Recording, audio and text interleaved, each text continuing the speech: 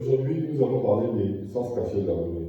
Je vais vous en donner trois, et ça ne veut pas dire que ce sont les seuls, mais c'est ceux que je pense nécessaires à connaître pour maîtriser la monnaie. Voilà. Je vais d'abord vous définir ce que c'est la monnaie. La monnaie est un instrument de valeur permettant d'échanger des biens et des services contre cette dite valeur. Pourquoi ça existe d'abord? C'est ça la question. Pourquoi on a besoin de monnaie? Il était difficile de valoriser 1 kilo de patates par rapport à 1 kilo de pommes. Parce que tout dépend du besoin de la personne. Si vous me vendez 1 kilo de patates, et moi j'ai 1 kilo de pommes en échange, et je n'ai pas besoin de vos patates, ça ne sert à rien. Ça ne sert strictement à rien. Donc il a fallu avoir un instrument pour pouvoir échanger. Le premier sens que je vais aborder, et dans les autres vidéos, je vais aborder chaque sens et décortiquer chaque sens, prendre le temps de bien parler de ces sens. Le premier sens que je vais aborder, c'est le sens au niveau du besoin et des désirs. Nous avons des besoins à satisfaire, comme on peut le voir dans certaines études, dans la pyramide de Maslow, les besoins primaires. Nous avons des besoins primaires. L'argent nous permet d'accéder à ces besoins primaires. Pourquoi?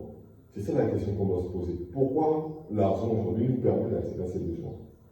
Car, premièrement, nous ne faisons plus rien nous-mêmes. Avant, on vivait de la cueillette, on chassait nous-mêmes et ainsi de suite.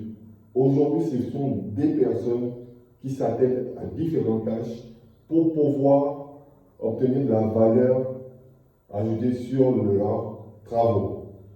C'est ce qu'il faut comprendre. C'est que vu que nous sommes aujourd'hui dans une société qui ne vit qu'à travers le plaisir, c'est-à-dire que tout est simplifié.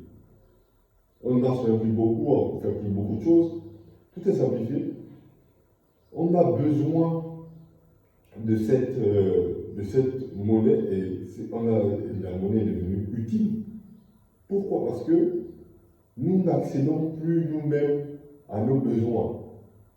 On a besoin de quelqu'un pour nous amener d'un point A à un point B. On a besoin, il y a des transports en commun, il y a beaucoup de choses qui nécessitent un échange. Mais vu qu'il y a une seule et même unité, il est plus facile d'échanger par rapport à ce besoin.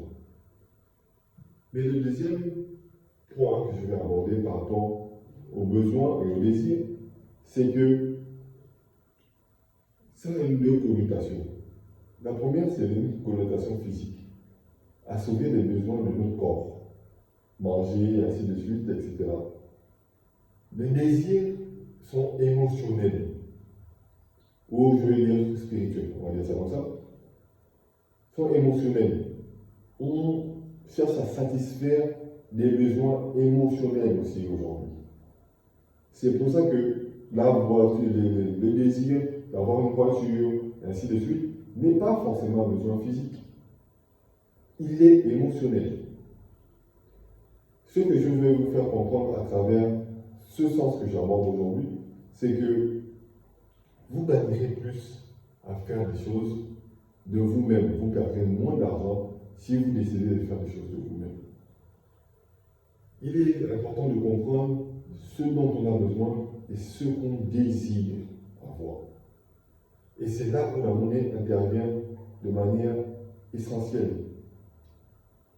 Nous ne faisons plus rien nous-mêmes. Si nous remontons plus loin, quelques siècles en avant, on faisait ces choses-là. On n'avait pas forcément besoin d'argent.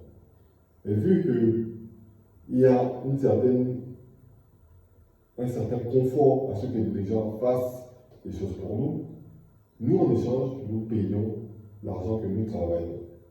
Parce que l'argent que nous travaillons, à contrario, c'est l'énergie que nous avons dépensée au préalable pour avoir cet argent. C'est là où se termine cette vidéo. Et dans la prochaine vidéo, je vais aborder dans ce sens, le sens du travail. qu'est-ce que la monnaie par rapport au travail.